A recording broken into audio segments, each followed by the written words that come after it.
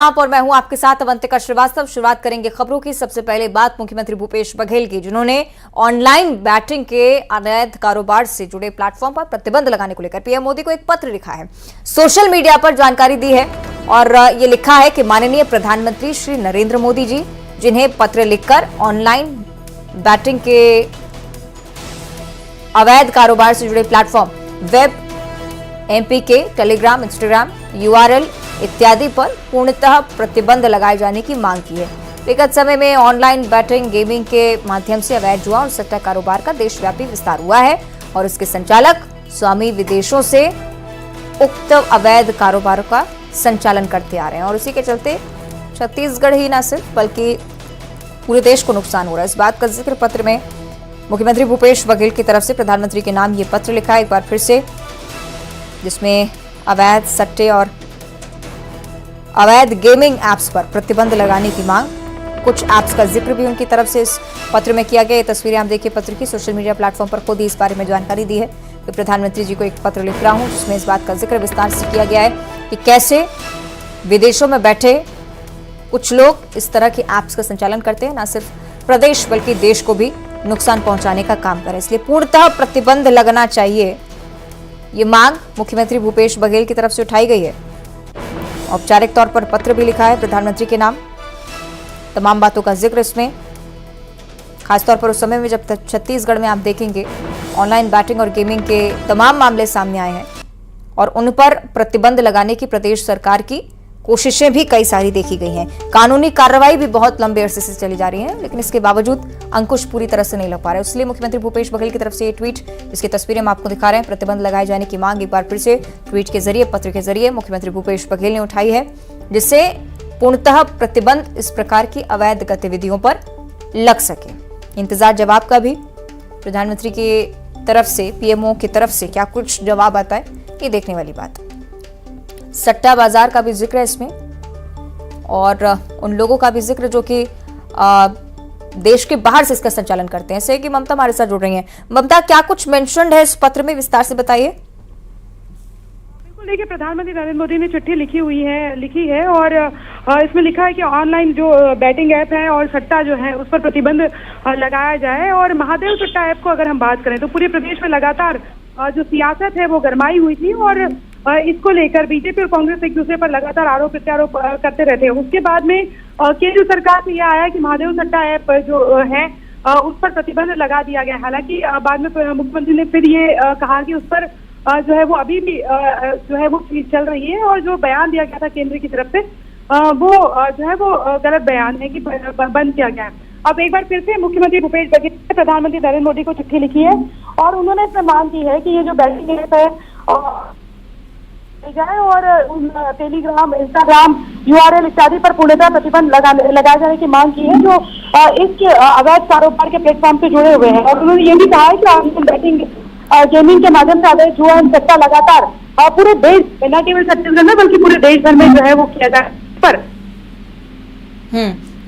जी, निश्चित तौर पर, और चूंकि एक आपराधिक घटना को लेकर जरूर मांग है, लेकिन हो सकता है कि राजनीति भी इस पर हो। बहुत शुक्रिया आपका ममता, फिलहाल जानकारी के लिए।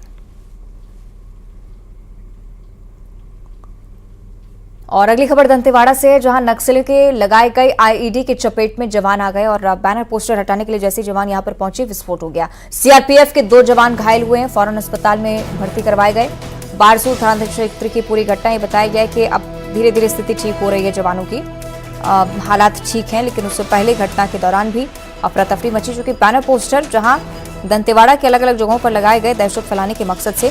और अक्सर आप ये घटनाक्रम देखेंगे जहां जहां बैनर पोस्टर लगे होते हैं, ये नक्सली को बहुत अच्छे से पता होता है कि जवान या कोई ना कोई अधिकारी कर्मचारी यहां पर पहुंचेगा बैनर हटाने के लिए, और इसी के चलते इन्हीं जगहों पर खासतौर पर आईईडी प्लांट किया जाता है।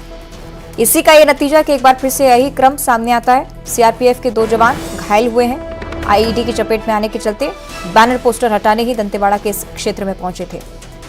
फौरन अस्पताल में इलाज के लिए भर्ती करवाया गया और अब ये बताया जा रहा है कि धीरे धीरे स्थिति ठीक हो रही है। ये तस्वीरें आप देखिए उस समय की, जब साथी जवान, इन दोनों ही गंभीर रूप से घायल जवानों को अस्पताल में इलाज के लिए लेकर पहुंचे। सीधे आपको दंतेवाड़ा लिए चलेंगे, सही कि दिनेश गुप्ता हमारे साथ जुड़ रहे हैं। दिनेश, क्या कुछ हुआ है घटना के दौरान और स्थिति फिलहाल जवानों की कैसी, इस पर भी अपडेट। जी मैं आपको बता दूं कि 2 से 8 तारीख तक पीएलजीए सप्ताह नक्सली द्वारा मनाया जा रहा है और नक्सली अपनी मौजूदगी दर्ज कराने के लिए जगह जगह बैनर और पोस्टर लगा रहे हैं। इसी दरमियान साधार के ब्रिज पर नक्सलियों ने बैनर और पोस्टर लगाया था, जिसे निकालने के लिए सीआरपीएफ जवान वहां पहुंची थी। जब सीआरपीएफ जवान वहां बैनर और पोस्टर निकाल रहे थे, उसी दरमियान आईडी ब्लास्ट हो गया, जिससे 2 सीआरपीएफ के जवान घायल हो गए, जिनका इलाज जिला अस्पताल में जारी है। अक्सर ये सिलसिला देखते हैं कि दिनेश, कैसा होता है कि जहां जहां बैनर पोस्टर हो वहां पर ही नक्सली की तरफ से आईडी लगाया गया हो?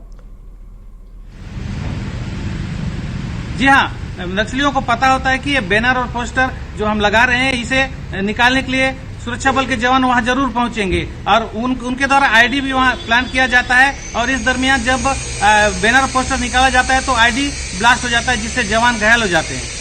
ठीक है, चलिए, बहुत शुक्रिया आपका दिनेश पूरी जानकारी के लिए। तो उम्मीद यही करते हैं कि जवान फौरन स्वस्थ हों, जल्द से जल्द स्वस्थ होने की सूचना भी सामने आए। आगे बढ़ते हुए रायपुर से अगली बड़ी जानकारी, जहां कल सभी 90 विधानसभा सीटों में काउंटिंग होनी और काउंटिंग की तैयारियां पूरी हो चुकी हैं। हर विधानसभा क्षेत्र के लिए 14 टेबल्स का अरेंजमेंट, सभी टेबल पर एक साथ मतगणना होगी। सुबह 8 बजे से मतगणना प्रारंभ होगी। सबसे पहले डाक मतपत्रों की गिनती और उसके बाद जो क्रम आप देखेंगे आंकड़ों के अनुसार भी इसे समझिए, चूंकि 1181 प्रत्याशी इस बार चुनावी मैदान में थे, उनकी भाग्य का फैसला। त्रिस्तरीय सुरक्षा घेरे में ये लगातार हम आपको बता रहे हैं ईवीएम, जहां स्ट्रांग रूम में 3 लेयर सिक्योरिटी और उसी प्रकार से मतगणना स्थल पर भी सुरक्षा की चौक चौबंद व्यवस्था होगी। सुबह 8 बजे से मतगणना शुरू होगी। 3 लेयर सिक्योरिटी, जिसके बीच 14 टेबल्स का अरेंजमेंट, हर टेबल पर एक साथ ही मतगणना शुरू हुई है।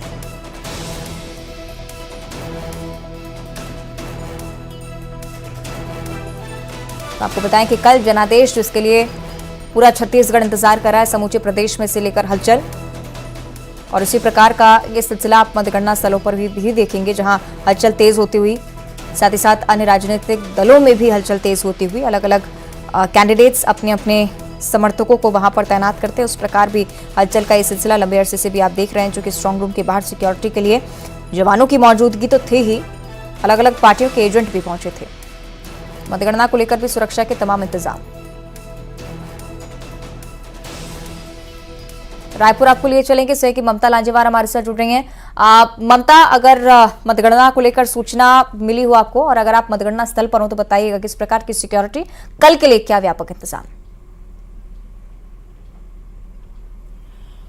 बिल्कुल, देखिए, कल तमाम जो प्रत्याशी हैं उनके भाग्य का फैसला होगा और मतगणना स्थल को लेकर अगर हम बात करें तो पर्याप्त सुरक्षा व्यवस्था जो है वो तैनात की गई है सब जगह, सब दूर। और खासतौर पे अगर हम बात करें तो ऐसे इलाके जो है वो बस्तर से लेकर सरगुजा, खासतौर पे अगर हम बात करें तो वहां पर और दूसरी जो सेंसिटिव इलाके हैं वहां पर और भी ज्यादा सुरक्षा व्यवस्था तैनात की गई है। सुबह 8 बजे से काउंटिंग शुरू होगी और हर मतगणना स्थल पर करीबन 14 जो टेबल हैं वो लगाए गए हैं। मुख्य निर्वाचन पदाधिकारी ने सभी को निर्देश दिए हुए हैं कि तमाम जो नियम है उनका पालन किया जाए। दूसरी तरफ अगर हम बात करें तो 33 जिला मुख्यालयों में पूरी तैयारियां जो है, ये दावा है कि पूरी कर ली गई हैं। इंस्ट्रक्शंस जारी कर दिए गए हैं, जो प्रेक्षक हैं वो जो है वो नियुक्त कर दिए गए हैं। एजेंट कहां पर रहेंगे इसकी तमाम तैयारियां हैं। मीडिया जो है वो कहां तक जा सकता है, मीडिया हाउस अलग से बनाया गया है, वो वहीं तक रहेगा। स्पीकर के माध्यम से जानकारी जो है वो वहां पर अनाउंसमेंट किया जाएगा और जो सॉफ्टवेयर है पहले उसमें सॉफ्टवेयर में अपडेट होगा, उसके बाद में जानकारी दी जाएगी। यानी कि आप जहां पर भी मौजूद हैं वहां से चूंकि सॉफ्टवेयर से अपडेट कर दिया जाएगा वेबसाइट पे, उसके जरिए भी जानकारी जो है वो दे दी जाएगी। जो प्रत्याशी वहां पर पहुंचेंगे, चूंकि ज्यादातर जो पार्टियों ने अपने जो प्रत्याशी बाहर के उन्हें कहा है कि वो कंट्रोल रूम में ही मौजूद रहें जो मतगणना स्थल के कंट्रोल रूम में मौजूद रहे, ताकि किसी तरह की कोई भी अगर घालमेल है उसको उन लोगों का कहना है कि दूसरी पार्टी अगर कोई घालमेल करना चाहे या कोई अव्यवस्था हो तो उसको रोका जा सके। तो तमाम जो मंत्री वगैरह हैं वो अपने इलाके में ही रहेंगे, लेकिन सभी जगह जो प्रत्याशी आएंगे वो कहां पर बाइट देंगे, जानकारी देंगे, या उनकी जो भी कंप्लेन होगी वो कहां पर होगी, इसको लेकर खासतौर पर व्यवस्था जो है वो की गई है। इसके साथ ही अगर बात करें तो सबसे ज्यादा अगर ये कहें कि 30 चक्रों में जो मतगणना होगी वो कवर्धा में होगी, और मनेंद्रगढ़ में सबसे कम जो है वो मनेंद्रगढ़ और भिलाई में करीबन 12 चक्र में मतगणना होगी पूरी जो 90 विधानसभा जो है उसमें। और 1181 जो अभ्यर्थी हैं उन्होंने चुनाव लड़ा हुआ है, जिसमें से बीजेपी, कांग्रेस, जोगी कांग्रेस हो, चाहे गोंगका हो, चाहे हमर छत्तीसगढ़ राज पार्टी हो, बसपा हो, निर्दलीय प्रत्याशी है, इसको मिलाकर करीबन 1181 जो प्रत्याशी है उनके भाग्य का फैसला होने वाला है। और मतगणना के दौरान जो है वो अभ्यर्थी किसी भी टेबल पर जाकर मतगणना को देख सकेंगे, जबकि अभ्यर्थी के जो अभिकर्ता है वो सिर्फ निर्धारित है, एजेंट जो है वो एक जैसे कि मैंने बताया कि उनके लिए अलग से टेबल निर्धारित किया जाएगा, वहीं पर देख पाएंगे। अमूमन क्या होता है कि प्रत्याशी को ये डाउट लगता है तो इसलिए वो सीधे सीधे तौर पर जाकर देख ले, अपना डाउट क्लियर कर ले, और पारदर्शिता भी बनी रहे, इसलिए उनको ये अलाउ रहेगा। और सभी जो राउंड की समाप्ति पर उनके जो चाहे वो प्रत्याशी हो, चाहे उनके जो एजेंट है, उनकी उपस्थिति में प्रेक्षक निगरानी में रैंडम आधार पर किसी 2 कंट्रोल यूनिट की जांच की जाएगी, यानी कि उन्हें कोई डाउट न रहे इसको लेकर कि भाई ये जो नतीजे आए हैं पहले राउंड में इतना आया, तो रैंडम जांच भी वहां पर की जाएगी। जी चलिए, अच्छी खासी व्यवस्था यानी कि की गई है। कहीं कोई संशय की स्थिति होती है तो वहीं पे त्वरित निराकरण की व्यवस्था भी है। बहुत शुक्रिया आपको ममता, फिलहाल ये जानकारी साझा करने के लिए। तो ये सहयोगी हमारी ममता जो ये बता रही हैं कि कल के लिए क्या कुछ तैयारियां की गई और निश्चित तौर पर कहीं भी कोई भी संशय की स्थिति अगर आती है तो जांच के लिए फौरन अधिकारी कर्मचारी यहां पर मौजूद रहने वाले हैं। आगे बढ़ते हैं, छत्तीसगढ़ के लिहाज से एक और बड़ी जानकारी। उपराष्ट्रपति जगदीप धनखड़ दौरे पर आ रहे हैं। 3 दिसंबर यानी कि मतगणना वाले दिन रायपुर आएंगे उपराष्ट्रपति। हिदायतुल्लाह नेशनल यूनिवर्सिटी, जहां के छात्रों और शिक्षकों से मुलाकात वो करेंगे। छत्तीसगढ़ के राजभवन का दौरा करने का भी कार्यक्रम है। पहली बार छत्तीसगढ़ के दौरे पर आ रहे हैं उपराष्ट्रपति, खासतौर पर उस दिन में जब मतगणना होनी है। हालांकि ये एक अलग पहलू, एक यूनिवर्सिटी के कार्यक्रम में शामिल होने के लिए उपराष्ट्रपति छत्तीसगढ़ की धरा पर। बड़ी बात यह है कि राजभवन का दौरा करने का भी कार्यक्रम लगभग तय ही माना जा रहा है। रायपुर में पहुंचकर हिदायतुल्लाह लॉ यूनिवर्सिटी में सबसे पहले पहुंचेंगे, छात्रों शिक्षकों से मुलाकात करेंगे और उसके बाद राजभवन भी वो जा सकते हैं। जगदीप धनखड़ उपराष्ट्रपति बनने के बाद पहली बार छत्तीसगढ़ में पहुंचेंगे तो पूरी भव्यता के साथ स्वागत उपराष्ट्रपति का यहां पर होगा। अब ये तस्वीरें कल स्पष्ट हो पाएंगी कि कल क्या कुछ होता है उनके स्वागत में। दूसरी तरफ हलचल मतगणना को लेकर भी कल रहेगी। तो बड़ा दिन छत्तीसगढ़ के लिहाज से, एक तरफ चुनाव को लेकर भी और दूसरी तरफ पहली बार उपराष्ट्रपति का छत्तीसगढ़ आना हो रहा है।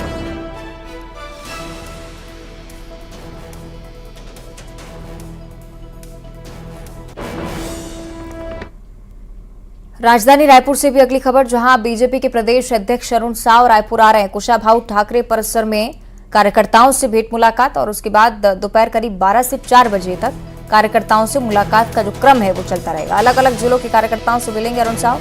मतगणना को लेकर चर्चा कर सकते हैं, अपने स्तर पर रणनीति बनाने की कोशिश भारतीय जनता पार्टी की तरफ से हो सकता है कि मतगणना में तैनाती को लेकर बातचीत हो और आगे की संभावनाओं पर भी चर्चा हो। अलग अलग क्षेत्र के कार्यकर्ता एक साथ पहुंचेंगे। रायपुर दौरे पर जैसे ही प्रदेश अध्यक्ष अरुण साव पहुंचे, उनका स्वागत भी भव्यता के साथ और उसके बाद कुशाभाऊ ठाकरे परिसर में कार्यकर्ताओं से मुलाकात का सिलसिला दोपहर 12 बजे से जो शुरू होगा शाम 4 बजे तक चलेगा।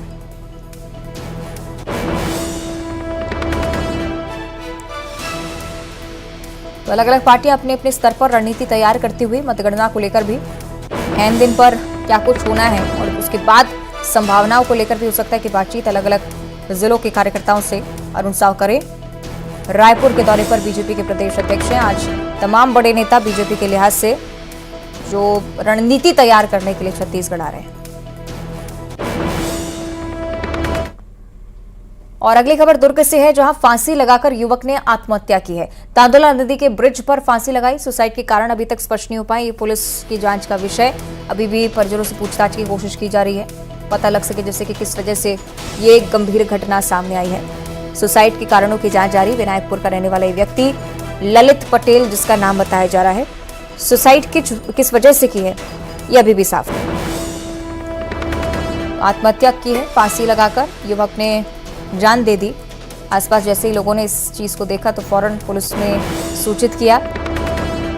दुर्ग की ये जानकारी। तस्वीरें विचलित कर देने वाली। तांदुला नदी के ब्रिज पर इस व्यक्ति ने फांसी लगाई।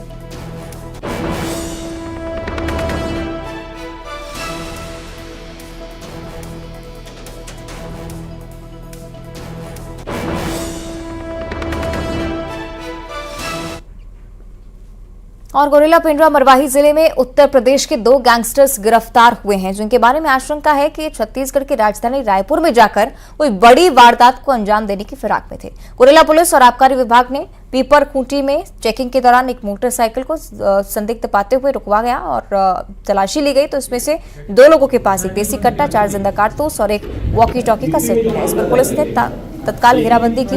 दोनों आरोपी को गिरफ्तार किया और पुलिस पूछताछ में आरोपी ने बताया कि वो रायपुर कट्टा कारतूस बेचने के लिए जा रहे थे। पकड़े गए एक आरोपी की तरफ से उत्तर प्रदेश के कौशाम्बी का होना बताया जा रहा है। दूसरा आरोपी प्रयागराज जिले का रहने वाला है।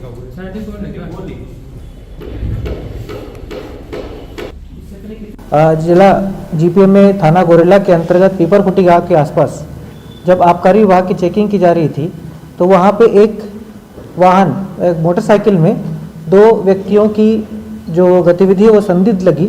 उनसे पूछताछ करने पे और उनसे जानकारी मांगने पे लगा कि ये कुछ आपराधिक गतिविधियों में शामिल हो सकते हैं। फिर उनकी जब सघन चेकिंग की गई और उनकी बैग की तलाशी की गई तो उसमें आपत्तिजनक सामान जैसे कि देसी कट्टा, 4 नग कारतूस, एक बटनदार चाकू, 2 वॉकी टॉकी और जो टीवीएस अपाचे व्हीकल जो यूज कर रहे थे वो भी चोरी की पाई गई। अगली खबर अंबिकापुर से, जहां तेज रफ्तार कार ने स्कूटी को टक्कर मारी। हादसे में स्कूटी सवार बुरी तरह से घायल हुआ है और उसका वीडियो भी सामने आ चुका है। सोशल मीडिया पर तस्वीरें खासा वायरल हो रही हैं। कोतवाली थाना क्षेत्र के महामाया रोड का ये पूरा मामला। जानकारी पुलिस की तरफ से जुटाई जा रही है। तस्वीरें तक आपको दिखा देते हैं। ये अंबिकापुर का दृश्य। भीषण सड़क दुर्घटना हुई है। सिलसिलेवार को क्रम दिखाएंगे किस प्रकार से यहाँ पर तेज रफ्तार में गाड़ी आती है, स्कूटी को टक्कर मारती है और ये व्यक्ति जो घायल था, लोग फौरन उसे देखने के लिए पहुंचे। उसके बाद अस्पताल में इलाज के लिए ले जाया गया। ये दृश्य देखिए, बहुत ही तेज रफ्तार में आगे से कार आई और भीषण टक्कर स्कूटी सवार को मारी। के सामने किया। अगली खबर भी अंबिकापुर से है, जहां आरोपी पति गिरफ्तार हो चुका है। पत्नी को इस पति ने मौत के घाट उतारा और खाना बनाने की बात को लेकर पूरा विवाद शुरू हुआ। डंडे से पीट कर पत्नी की हत्या कर दी गई। आरोपी पति को पुलिस ने गिरफ्तार किया है। बतौली थाना क्षेत्र के बासा झाल मांझा पारा का ये पूरा मामला है। अंबिकापुर में आपराधिक घटना, बड़ी वारदात। गुमराह करने की कोशिश भी पति की तरफ से की जा रही थी, लेकिन पत्नी को मौत के घाट उतारा। उसके बाद गुमराह पुलिस को कर रहा था, लेकिन पुलिस को भी बड़ी सफलता मिली है। सघन चेकिंग और सख्ती से पूछताछ करने पर आरोपी ने अपना जुर्म कबूल कर लिया।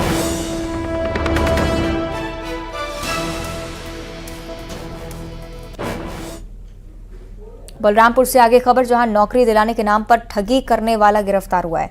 विद्युत विभाग में नौकरी लगाने का झांसा दिया जा रहा था। अलग अलग किस्तों में 3 लाख रुपए भी ऐंठ चुका था।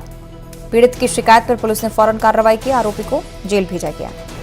ये बड़ी जानकारी आपके साथ साझा कर रहे हैं। एक और आपराधिक ऐसी घटना जिससे सावधान रहने की जरूरत है। अगर सरकारी नौकरी लगाने का कोई झांसा दे रहा हो और पैसों की मांग कर रहा हो, कोई भी नौकरी लगाने का झांसा दे रहा हो और पैसों की मांग की जा रही है, तो आपको सतर्क हो जाने की जरूरत है कि ये ठगी का एक नया तरीका है। विद्युत विभाग में नौकरी लगाने के नाम पर 3 लाख रुपए ठग लिए गए। अगली खबर राजनांदगांव से, जहां आयुष्मान कार्ड से इलाज के बाद पैसे वसूले गए। मरीज से पैसे लिए गए हैं। शहर में निजी अस्पतालों की मनमानी लगातार चल रही है और मनमानी रोकने में स्वास्थ्य विभाग भी नाकाम है। मामला शहर के कृष्णा अस्पताल का। आयुष्मान कार्ड लेकर मरीज पहुंचता है। आयुष्मान कार्ड, इसके जरिए निःशुल्क इलाज होता है, लेकिन इसके बावजूद निजी अस्पताल पैसे वसूलते हुए नजर आए। इस मरीज से भी पैसे लिए गए।